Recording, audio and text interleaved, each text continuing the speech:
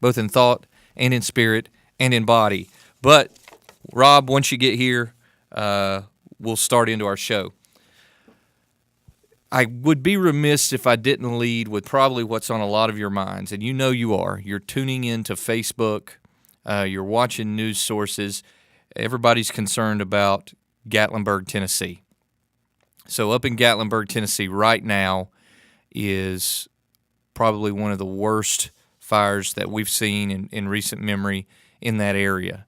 And they're still working. We do have folks from our neck of the woods who are up there with their fire units trying to assist with mutual aid in that community. And here's what I'll say to you, to our listeners and our viewers right now. Don't trust everything you hear with the first report, because I think it's somewhat chaotic. Anybody who's ever been to a Pigeon Forge in Gatlinburg knows that it's kind of a corridor in there, and it pinches off, and there's just not a lot of places to onlook in a situation like they're in. So the folks who are in the middle of it are battling it. We've already received false reports out of that. Even TEMA ran one saying that Ober-Gatlinburg had burned, and then Ober-Gatlinburg subsequently said through their social media that their building was intact. What we do know is that Gatlinburg and Pigeon Forge currently are threatened by fire. Several structures have burned. 30-plus structures are what they're reporting. Dollywood and those popular places, Ober-Gatlinburg, the Park Vista Hotel, a lot of you have seen the video with the fire right up next to the Park Vista. They're still battling those flames. Hopefully the rain has helped. I think there's more rain coming, but we all kind of sit with bated breath, hopefully turning that what breath we do have into prayers for all those up in Gatlinburg, Tennessee, because here's what we all know and feel. It's not just about those who have evacuated and who have homes in that area, but Gatlinburg is a big part of the Tennessee economy, and it's a big area. Now, I was up there this weekend. On Sunday, my wife and I took our kids to Dollywood, and we actually came in from Asheville, North Carolina, through Freedom Parkway, came in the back way, the very way that the fire is raging right now. No smoke, didn't see any smoke on Sunday. Enjoyed Dollywood as they went into their Christmas season, and headed home just for the next day for things to be in a blaze up there. Many of us in this area use that as a convenient way to go vacation there, but it's a big part of the Tennessee economy. And even if they can prevent places like the Ripley Aquarium and Dollywood and these popular places from burning, most of you remember back in 2011 when the tornadoes tore through our area, how it changed the landscape. Well, the fire's going to do that too. And we know that fire's a natural part of how forests reclaim and revitalize, but the beauty in the fall of those old hardwoods and losing their leaves, that is forever going to be a blemish on that experience up there. So much of the damage has already been done, and we just want to make sure that no more is done. So if you've got a praying bone in your body, throw one up for our friends in Gatlinburg, for the safety of our firefighters, law enforcement in that area, for the folks that are still evacuating. And along the way, hopefully we can save some private property from further damage. So our thoughts are with you guys in Gatlinburg, Pigeon Forge area, Sevier County. We hope you make it out of this, and we hope that the impact will be, well, it's not going to be minimal, but as minimal as it can be. So last week was Thanksgiving. We'd had one show, and then we did a re-air on Wednesday, and then I think they did some special programming on Thursday. So we're back in queue this week for our 3 shows. And this is what I'll tell you. I'm very excited about our show tomorrow. Now, once again, if you're listening on Talk 101.3 The Buzz, we won't be on The Buzz tomorrow. So you'll have to either tune in at a later broadcast. We will try to rebroadcast this through the radio, or you'll have to tune in to the YouTube station, or once again, facebook.com/manuptalk to catch this interview.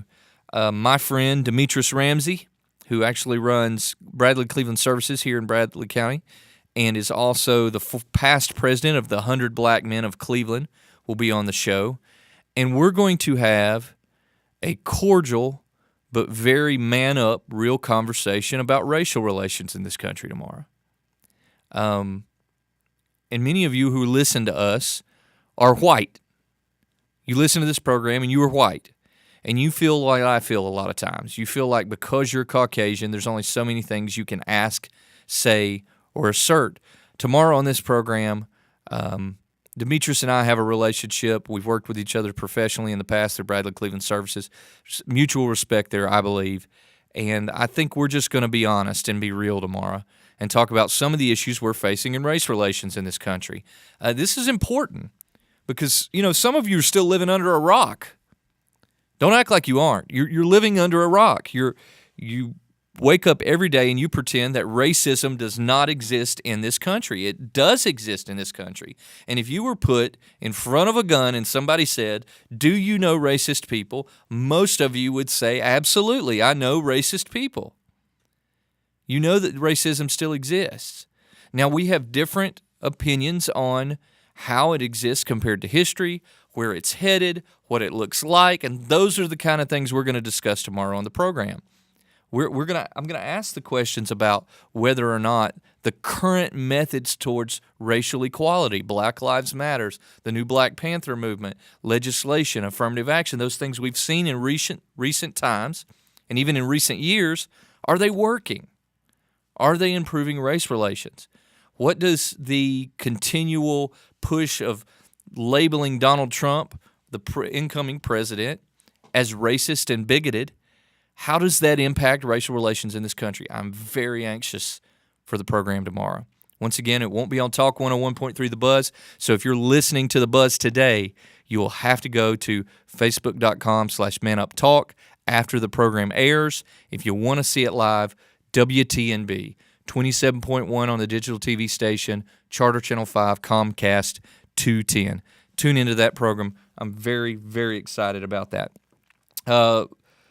Rob is going to be here shortly, and this is what we're going to talk about today. Many of you have been watching news relative to not only racial relations in this country, but to our current president.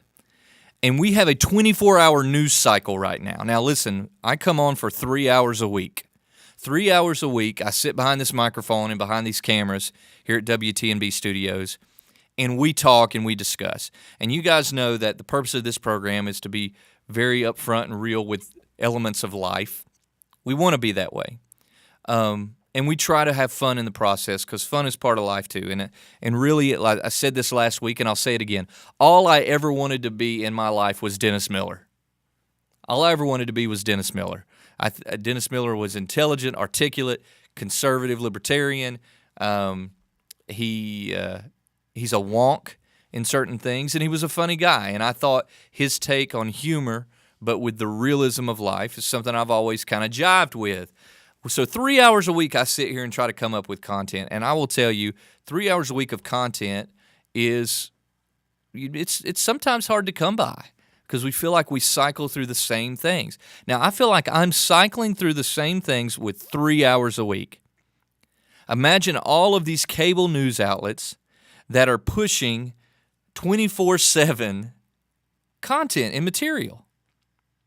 You know exactly what you're seeing, the same stuff over and over, recycled and recycled.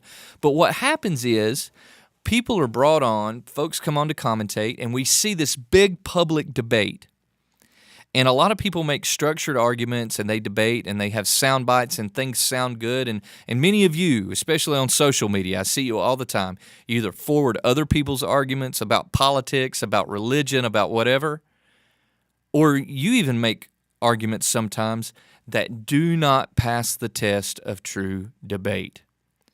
So we're going to get a little geeky on this program today, and we're going to man up with a list of things that are called logical fallacies. Now, don't let that very intricate word scare you away. That's just a label saying that sometimes we make arguments and they don't pass muster. You know, you've heard it with people. They'll state something and they'll state it to be true, but they're really not making the case for what they're trying to state. And there are structured lists. Some of these are elements that are used in court cases when people are trying to make arguments in court. Some of these are classics for people who write and debate, going back to the time of Plato, in which they say, just because you say something doesn't make it true or doesn't make it evidenced and doesn't make it valid. Now, we made a commitment to you on this program that when we man up on something, that we try to be fairly real. But I will tell you, logical fallacies even I am guilty of. The Shrink is guilty of. We all fall prey to logical fallacies at moments in our lives. So we're going to go over some today. And we're actually going to go over some very public events that are taking place, and those public events and what logical fallacies actually are being used. And I'm very popular people. Rachel Maddow is a very liberal MSNBC talking head. There are certain logical fallacies she falls in the trap of. Bill O'Reilly is one that continually falls in the trap of logical fallacies, where he makes a lot of sense to himself, but doesn't necessarily make sense to other people and doesn't necessarily support his case in an argument. Now, why does this matter? We are in a very volatile time, a very divisive period in American history. There are a lot of debates raging. Political debates, immigration debates, economic debates, racial debates, religious debates. And people are sitting across tables, both figuratively and literally, and they are arguing with each other. And you're sitting there left with the task of trying to decipher what is of substance and real and what is not. So what you want to do is avoid logical fallacies that cause you to support arguments without any real evidence, without any real support. So we're going to go to a quick break, and when we come back, I think the Shrink will be here. We're going to go through some logical fallacies, and we're going to go through some very public debates that are taking place, and I'm going to tell you where people are wrong. Yeah, on this show, Man Up America, we're manning up about the logical fallacies that are absolutely a virus in public debate right now. They are eating us from the inside. We are struggling to have a real, true, substantive debate. We have fallen into the quagmire, into the quicksand of logical fallacies, both locally, on a state level, and nationally. And I blame 24-hour news cycles, but that's me. So just tune in, listening on Talk 101.3 The Buzz, WTNB Television. I'm stoked about this. The Shrink and I, we're going to go through logical fallacies. We're going to show you just exactly what it takes to make a substantive argument and the traps that you want to avoid. Hey, I guarantee you, you're going to find some of these, and you're going to think, wow, man, he's described me. He's described me to a T. We'll be back in a moment. You're listening to Man Up America.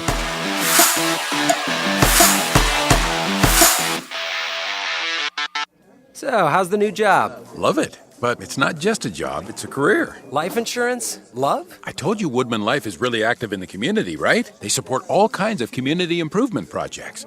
How's your job, by the way? Don't ask. Begin your financial career today with Woodman Life by calling 423-790-2847. Woodman of the World Life Insurance Society of Omaha, Nebraska. Woodman Life, standing strong for generations. The good Dr. Jay Adam here, talking to all the gentlemen out there. For those of you with wives, girlfriends, even mothers, which would make all of you, you need to call 423-472-8887 and talk to the good folks at Bliss Day Spa. Nothing says I love you like the special treatment, the VIP treatment of the services of Bliss Day Spa. Call them today, 423-472-8887. Tell them the good doctor sent you from Man Up America. Woodman Life has been keeping its promises to members for more than 100 years. That means we've survived the Great Depression, Black Friday, and all the other ups and downs our economy has faced. In good times and bad, we're strong and stable. We're an organization your family can count on. At Woodman Life, we've always believed that slow and steady really does win the race. Our conservative investment philosophies are just one part of the strength of our organization. What really makes Woodman Life strong is the trust and loyalty of our members.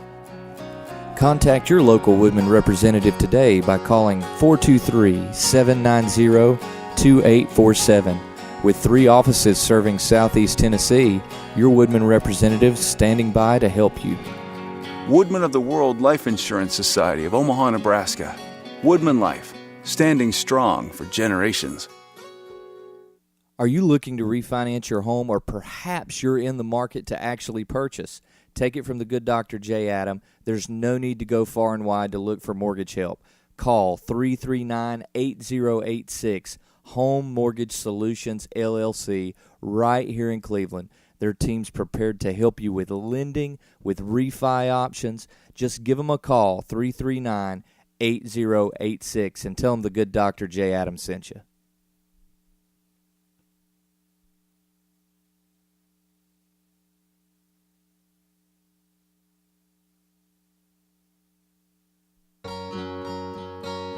Woodman Life has been keeping its promises to members for more than 100 years. That means we've survived the Great Depression, Black Friday, and all the other ups and downs our economy has faced. In good times and bad, we're strong and stable. We're an organization your family can count on. At Woodman Life, we've always believed that slow and steady really does win the race. Our conservative investment philosophies are just one part of the strength of our organization. What really makes Woodman Life strong is the trust and loyalty of our members. Contact your local Woodman representative today by calling 423-790-2847. With 3 offices serving Southeast Tennessee, your Woodman representative standing by to help you. Woodman of the World Life Insurance Society of Omaha, Nebraska. Woodman Life, standing strong for generations.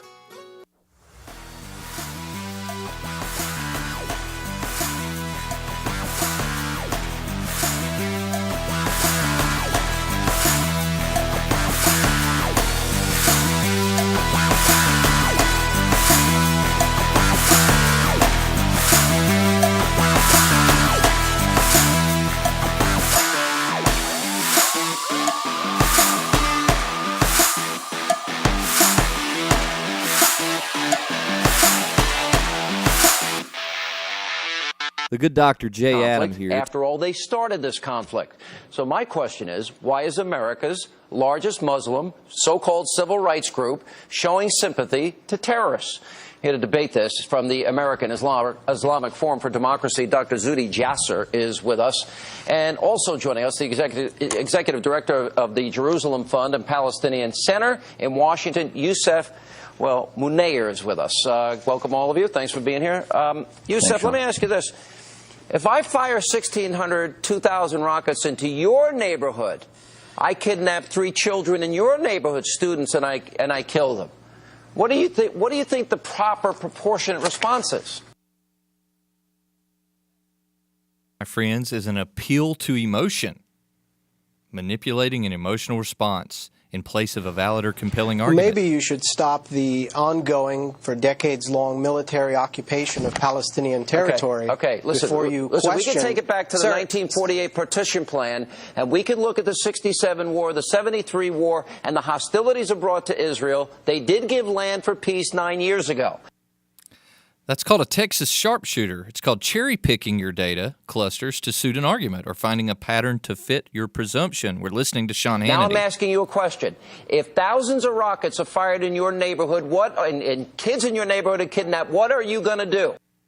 That's called a loaded question. Many of you are familiar with that, asking a question that has an assumption built into it. Sean, if what the are you United going to States... do? Sir, I'm going to try to answer your question if you stop badgering me. Thank you. If the United States was invaded by a foreign military and besieged and surrounded, and the food that was coming into the United States was counted by the calories so that people would be put on a diet, as the Israelis claim. And bombs were being dropped. Sir, let me finish. Let me finish. You're justifying... Let me finish, and then you are making a rationalization. That's called tu quoque, avoiding having and engaging in criticism by turning it back on the accuser. answering criticism with rockets criticism. and kidnapping and murder, and you expect you want to blame the victims in this case. That's another appeal to emotion, manipulating for an emotional response rather than making a valid point. The only people blaming the victim here is you. Because there are countless Palestinian civilians. Yusuf, this cycle of lack of Yusuf, we can't continue to explain these things away. For crying out loud, it's Ramadan, and they continue to send rockets out, and organizations like CARE, who, by the way, the FBI, by matter of policy, will not interact with because of the fact that they won't condemn Hamas as a terrorist organization.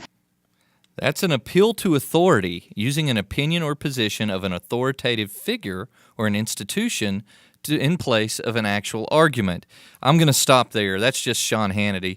In the studio with us is the shrink Rob Alderman. Hey.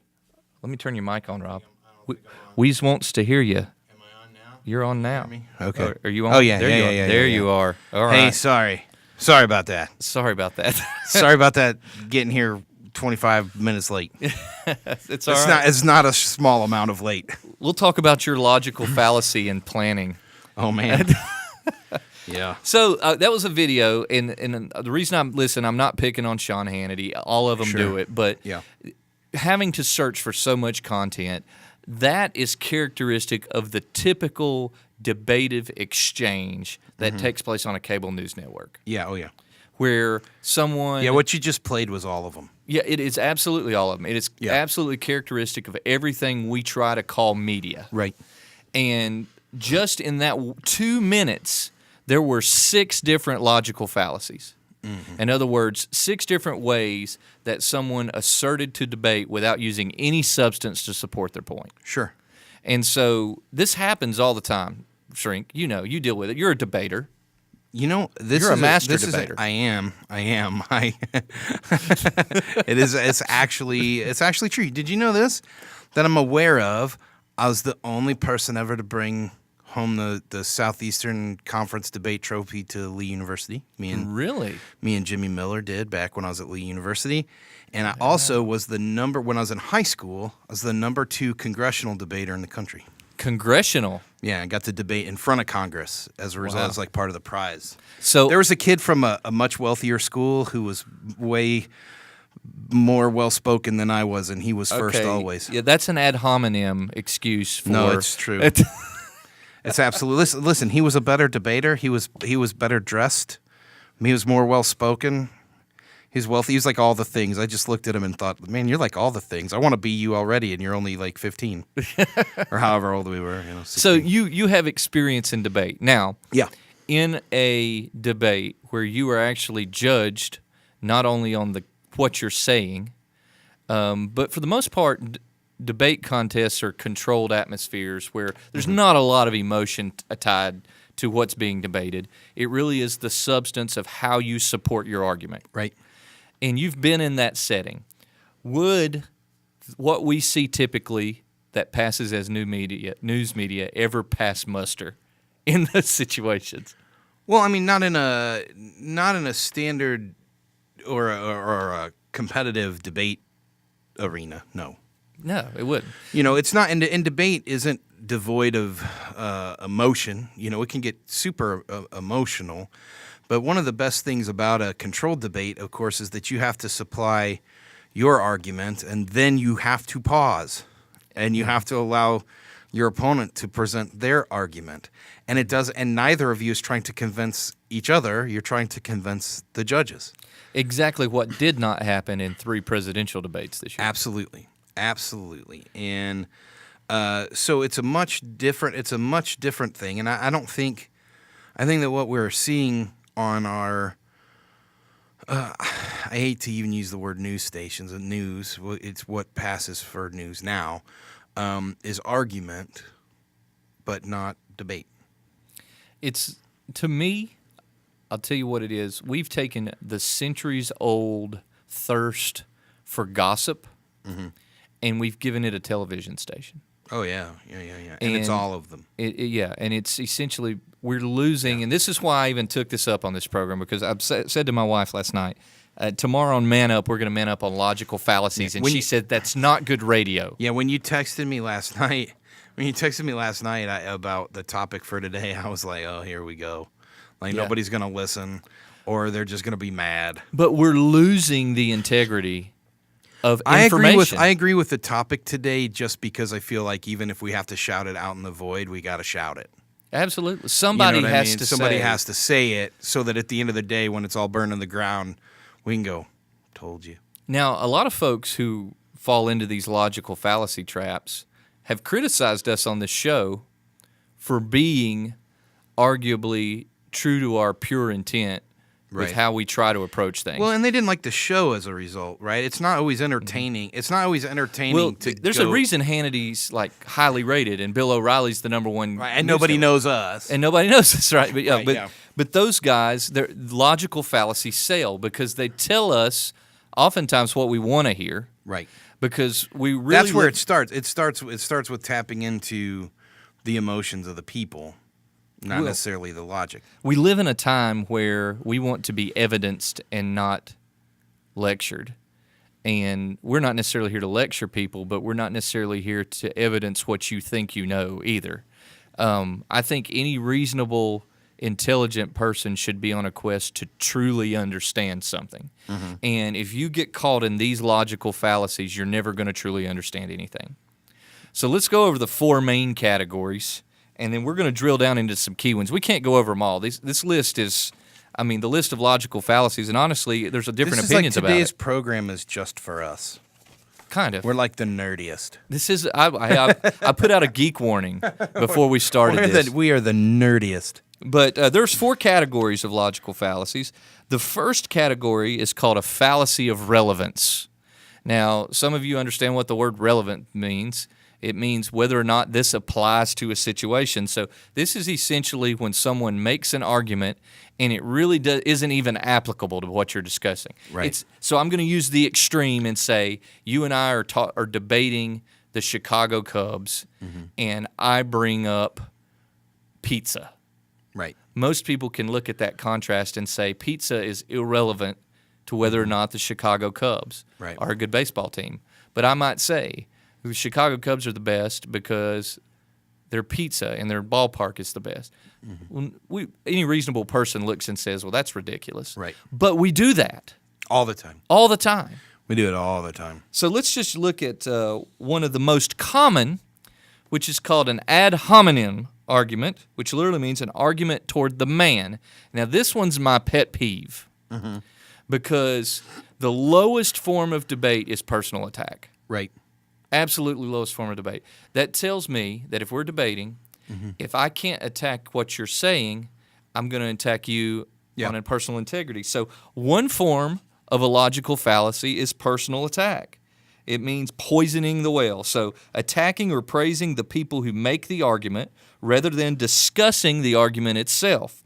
So to give you a point, is if Rob was sitting here making the case for gun control, and I said, yeah, Rob, but you're stupid. Right.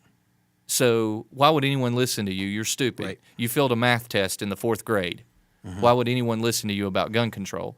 That's a very personal attack, and it's considered an ad hominem fallacy of relevance. It is not relevant whether or not you are what I say you are. Right. It's relevant whether or not what you're saying is true. But if you're super good at that one, you can become president. Absolutely. This really is. Trump was very, very good at this. He's the best at this. But you know, this wasn't even his best fallacy. Really? There's another one. I would have thought this was his number. No, I would have thought ad hominem was the Trump train was built on ad hominem. There is another fallacy of relevance. Okay. Now all the Trump people just turned us off. No, man, they're angry now. They're listening. They're mad. They're listening now. They're calling me names. They're saying, "Why would we listen to you, Rob? You're stupid. But if you failed a math test in the 3rd grade." If they'll listen a little longer, I'll talk about the never Trumpers too. Yeah. Okay. Yeah. So Trump's are. This is what I say. His logical fallacy is this one called argumentum ad populum. Okay. Which is using an appeal to popular assent. often by arousing the feelings and enthusiasm of the multitudes rather than building an argument. So, when someone he says... did this in his tweet this morning. Oh, absolutely. This was his tweet about people who burn the American flag should lose their citizenship and be placed in jail for a year. Yeah. Because he knows people hate it when people burn the American flag, everybody right? goes, Yeah, you're right. Wait a minute, free speech. Yeah, wait a minute. That First Amendment thing. All right. Look, if we force ourselves not to have the fallacy of relevance in argument, and once again, both of these go back to asserting something that has nothing to do with what we're discussing. So when that we comes say, up when everybody emails us and says, "But Hillary's emails." Yeah. Right? No, Trump's First Amendment infringement. Yeah, exactly. Not the same. We're not talking like her emails. That's a different conversation. Hillary being a murderer does not negate That's correct. who Trump That's is. correct. Right, okay. That's correct, right? But this is the trap of relevance that we fall into, these fallacies of relevance. So argumentum ad populum is really Trump's. He oftentimes, on immigration, will be like, well, what's the plan for immigration? We have 14 million immigrants in America, and what do we shout? Build the wall. Build the wall. Which means we've just trapped all 14 million in. Yeah. Which is really counterintuitive when you think about it, but it's an appeal to the popular assent. Now, we've talked about Trump and even Bernie Sanders being of populist persuasion. This is what it's rooted in. So there's you're just right. He's even better at that than he is at ad hominem. The fallacies of relevance. So let's look at one more. She's a very ugly woman. Yeah, that's she right. could never be a 10. That much I can tell you. And that arguably is both. That's what I'm saying. Yeah, that's both ad hominem and personal attack in man. one, because everyone feels that way. What a dumpster fire. What a freaking dumpster fire. I love, like your brother Kenny. I said, what about Chelsea Clinton? Well, she's a horse face. She's got a horse face. And then we were like, what? And he said, that's what everyone wants to hear, right? Yeah, he did. That He was his said response. that. He goes, come on. You didn't bring me on here to discuss the facts. That's like his actual words. You didn't bring me on here to discuss the facts. People want me to say that she's got a horse face. You knew what you were getting into, right? Absolutely. We have to say, these are the kind of shows why one day we disappear. Yeah, exactly. Just so everyone knows, we went willingly into the abyss. We went willingly. Man, Rob and Adam used to have this show. What happened to them? All of a sudden, one day, they told us we were all arguing wrong. They just disappeared. That's right. You're arguing wrong.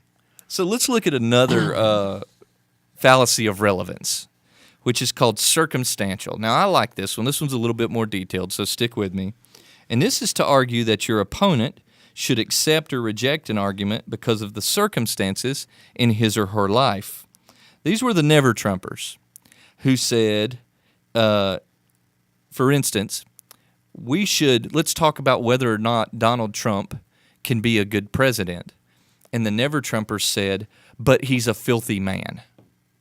Right? Mm-hmm. Yeah. And some of us took issue with his filth, but arguably that's not a relevant argument. It's a circumstantial argument and does not speak to whether or not he can truly govern. Now, some of you might say, well, a person's character, listen, you can make yourself okay or embrace the idea of your logical fallacy if it makes you feel better, but it is still a fallacy. It still does not make a solid case for why Donald Trump would not have been a good president.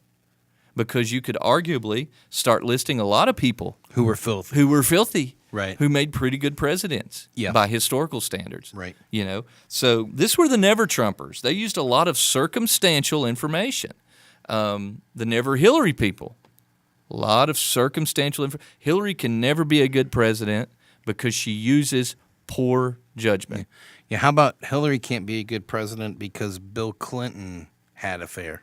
Well, that was the most popular one. That was the most popular. Absolutely, most popular. So these are just two. Unless you wanted to fall back on the horse face argument. That was number two. That was the number two argument. Now, we mentioned the argumentum ad populum, the appeal to popular sentiment, right, to how people feel.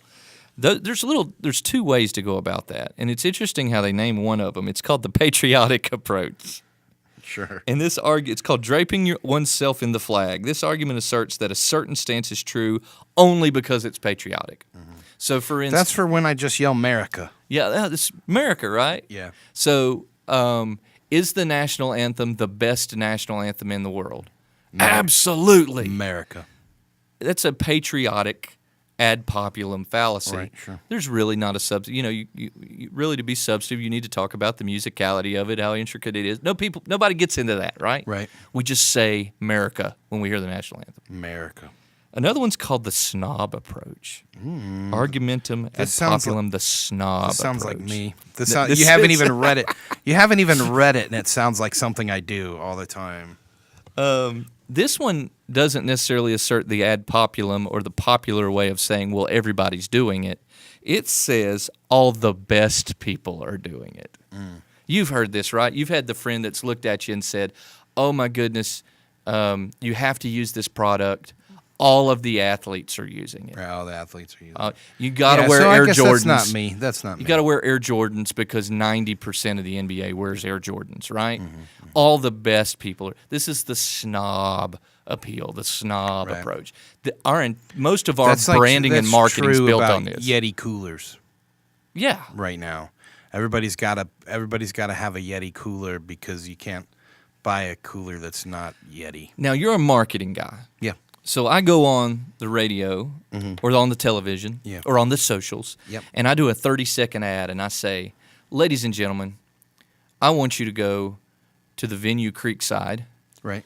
because our climate control in that room is at a regular 72 degrees, which means if you have a wedding cake, it's not going to melt. The icing's not going to melt. Right. And the perfect size to be both intimate with your audience, but without feeling like you're lost in a crowd. Additionally, our support staff is there the entire time, and our audiovisual technology in place is the best in Cleveland with a facility. Come to the venue Creekside because of these things. Right. Does that sell as quickly as a 10-second ad in which I have Mayor Tom Rowland going, there is no better place Right. than the venue Creekside? All of the big weddings Right. are at the venue Creekside. Right. Which is a better marketing plan. Hey, everybody knows testimonials sell. So when we Testimonials that's the snob sell. approach, Always, right? Always, yeah, that's the It's the snob, snob approach. So I'm trying to I think. don't know that Tom Rowland's who you want, but yeah. Well, but you see what I'm saying. I got to appeal to Tom. There's actually another one of that, appealing to authority, but that's later on. But the snob approach, all the good people are doing it, right? So those are fallacies of relevance. There's one more, which is the one I just mentioned about Tom Rowland, appeal to improper authority. To improper. Improper authority. Argumentum ad verse, and I can't even say that Latin term. It's like versendium or something Okay, like that. okay. An appeal to improper authority, such as a famous person or source that may not be reliable on the subject, but is popular. So this is like Rosie O'Donnell giving us political advice. Yeah. Or because Oprah said, I'm Right, going to yeah. vote for Obama. That's actually, I got to tell you, that's one of my least favorites. Like you were talking about how you got some that just get under your skin. That really gets under my skin. Like in just the People worst appeal way. to improper authority. I got a secret. I really like Robert Downey Jr. movies.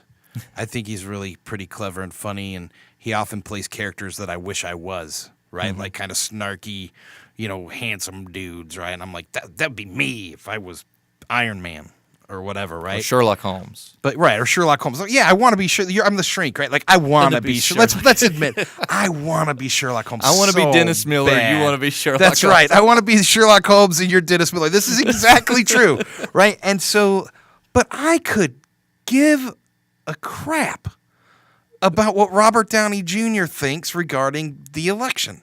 Exactly. But, So shut up, but dudes. other people bite on this appeal to They improper love it. authority. They love it. Last week we talked about the Hamilton statement with the actors of Hamilton Yeah. issuing political advice to, and then I said I saw this meme that said the actors of Hamilton give political advice to Vice President Mike Pence. In turn, Vice President Pence says not so flat in the third song and less is more in the fourth act. Right. Yeah. You know what I mean? Yeah, exactly. I think like, well, that was an interesting. Yeah, that was just. We need to find time to talk about that sometime on the show. You should have came in last week. Man, I can't. But appeal to improper authority. We've all seen it, right? I think I was already gone for We've all seen it. This is why we have political endorsements. Right, yeah. Right? And many of you rejected that. Governor Bill Haslam endorsed Marco Rubio. Right. Trump won Tennessee. Yeah. And Governor Haslam won Tennessee largely for his second term. So it's Yeah. not like people don't like Governor Haslam. It's that when it came to presidential politics, It didn't didn't appeal carry to the weight. improper authority. And that was arguably proper authority. Yeah, it was possible, you know.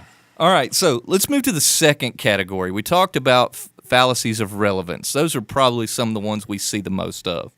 But then there's component fallacies. Did you know that, Rob? Component fallacies. These are the things that actually how you construct your argument. All right? And we're not going to spend too much time on these, but one of them is used in gun control. The gun control debate. Really? Yes, and it's called circular reasoning.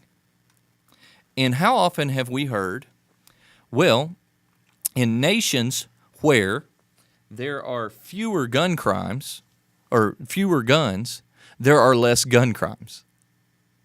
It's a circular argument, Yeah, right? you and I have had this discussion. Yeah, it's a circular argument. So we say, they took guns away in Australia and gun murders went down to almost minuscule.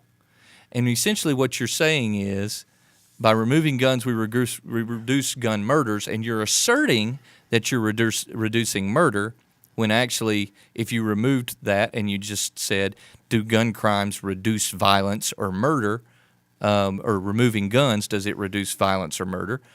The statistic's a little different, right? So it's a circular argument, and that's just one of the most popular with gun control, is by taking away guns, we reduce things related to guns. That's like saying we drained every swimming pool and swimming pool drownings went away. Right, yeah. So the component fallacy. Yeah. Anything you want to add to that? You don't like it whenever I point out that the most of the statistics show that abortions go down during liberal presidencies. Exactly. And you bring up your causation. What is it you say? We'll get to You've that. got one that you say. You've got one that you say. That is the logical fallacy of non causa pro causa. Non prasa co prasa. Anyway, he doesn't like it. I don't like it either. I use it as a rallying cry for conservatives because I'm not a liberal. I use it for my my argument of, are you out to stop abortion or are you out to stop an abortion law? Yeah. See, it's Right? A very common example of that causation equals correlation, or correlation does not equal causation, is there's a direct correlation between how many pigeons a city has and the rate of crime. Right, yeah. Therefore, pigeons cause crime. Right, yeah. That's an illogical conclusion. Right, yeah. And we've talked about that. That's right. So that's one of them.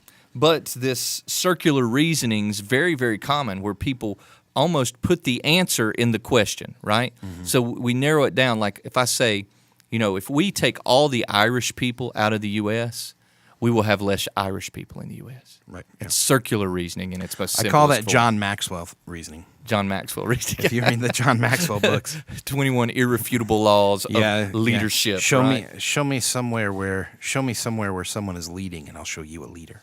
Yeah, that's right. The John Maxwell. That's fun. All right, so the next one is, and this has been an issue that's in popular debate right now, is the pipeline going through the Sioux Reservation, right? Oh, yeah. Or outside of the Sioux Reservation. And a lot of debates around this are fallacies of accident. And now, once again, this is a fallacy of component fallacy. Is this the least egregious? Well, not necessarily. Is this one where you're just misinformed? This error occurs when one applies a general rule to a particular case when the case is circumstantially different. Okay. For instance, if we say, in general, that white males beat their wives, and we look at a white male and say, well, you're likely to beat your wife. Right. That's pretty contact. I mean, that's intact. Yeah. But if the fallacy of accident is that white male doesn't have a wife, right? Yeah. His circumstance is different than the general rule. Right. So I bring that up because it generates just enough emotion in people to where you have to have one to have the other. So it's a fallacy of accident. And why does this apply to the pipeline? Because people look on the land ownership argument and say, in general, if you own land, you should have a right to sell your own easements, and the government or someone else shouldn't be able to come in and take your land. But what the tribe is asserting is that is a fallacy of accident, that this situation with land ownership is extraordinary to the rule. Right. It doesn't fit the general, it doesn't fit the general rule land of debate. You own this land, so you can do with it whatever you please. Absolutely. That's the argument that they're making. They're saying that's not actual in this case. Yeah, what you're describing is not what's happening here. Even though this is a land dispute, it's not a land dispute in its regular context or typical context. Right. So that makes pretty good sense, I think. And then this is a popular one in component. We see this all the time. The use of the misleading statistic. Do I really need to describe that? Good grief. Do I need to describe that? Not to I'm me. going to tell you the most misleading statistic, and I bet many of you listening to this program, all 4 of you left, have used this statistic before. I'm going to give you a misleading statistic. Are you ready? Half of marriages end in divorce. Right. So what are we suggesting there? We're suggesting that if you get married, there's a 50-50 chance you won't make it, right? When the truth is that half of marriages do end in divorce, but 78% of first marriages last because some of the same people are getting married and divorced over and over. It's the same skewing people. the stats. Yeah, it's the same people. It's the same people. So half of marriages do end in divorce, but Susie's got 4 of those marriages in her book. Right, yeah. And Johnny's got 3 in his book. Right. So you actually Because statistically 100% of their marriages ended in divorce, yeah.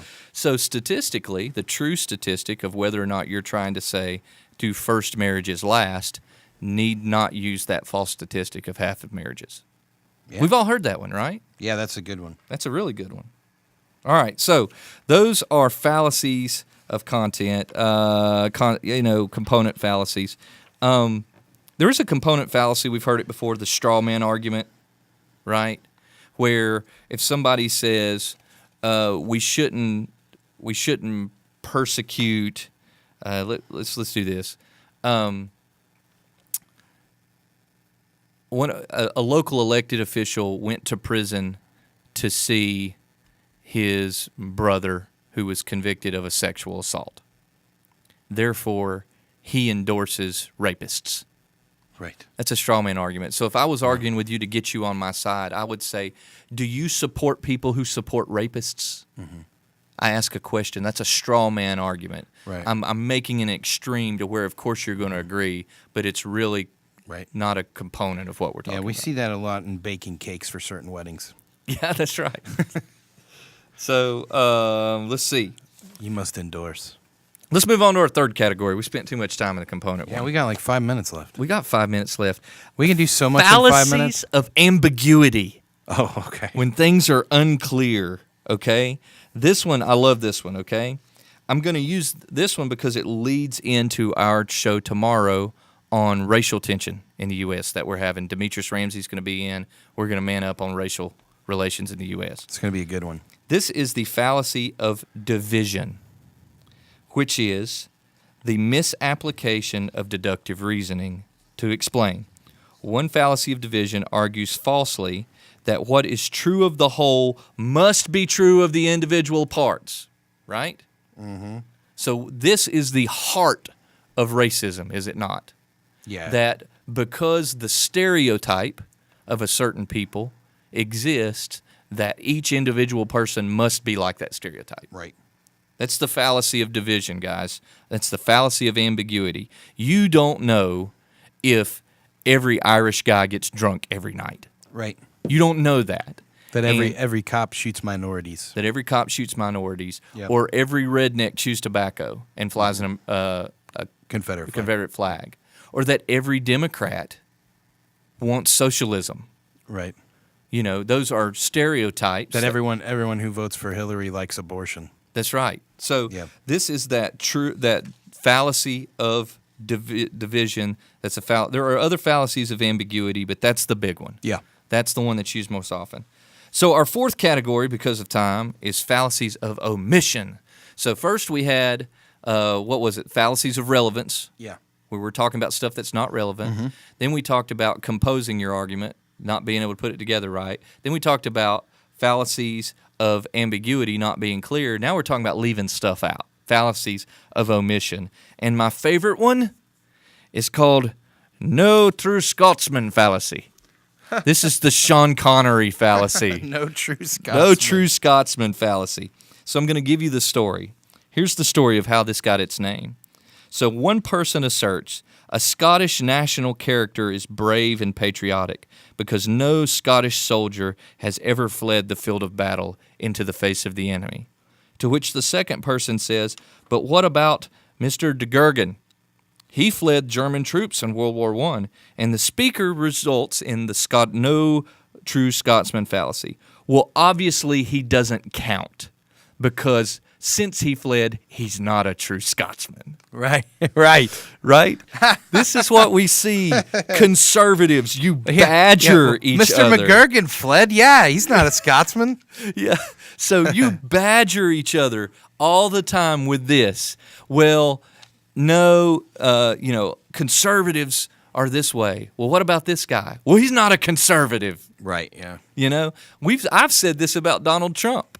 Yeah. When people go, but you Republicans, Donald Trump, but Donald Trump's not a conservative. Not a conservative. Not a conservative. You said that about Gary Johnson, right? He's not. He's not a a true Scotsman. He's not a true libertarian. Yeah. So here we go. We've got this true Scot. Now all the people that hung with us through this program are going, the world makes sense. Yeah. I'll never That's watch probably my Fox favorite. News the same. That's probably my favorite one. I think of all these. I'll no true Scotsman. never watch Fox News the same again. Oh, I wish that was true. I'll never be able to watch CNBC again. Yeah. All right, last but not least, because of time, we have the appeal to lack of evidence. This, guys, is probably the most common. This happens a lot in religious debates, and I hated it when I was a kid, and it never worked with me. But to look at an atheist and say, well, you need to prove that God doesn't exist. We've heard those, right? Yeah. You need to prove that God doesn't exist. To the appeal to lack of evidence, you cannot say that you were right because someone else does not have support for why you're wrong. Right, yeah. The onus is on you to prove your argument, public. Do not fall into the trap, the quagmire, the quicksand of logical fallacies. That's all we've got today on Man Up America. The Shrink Rob Alderman with us. Peace. Talk 101.3 The Buzz. Tomorrow on WTNB talking race relations. We'll see ya. Woodman Light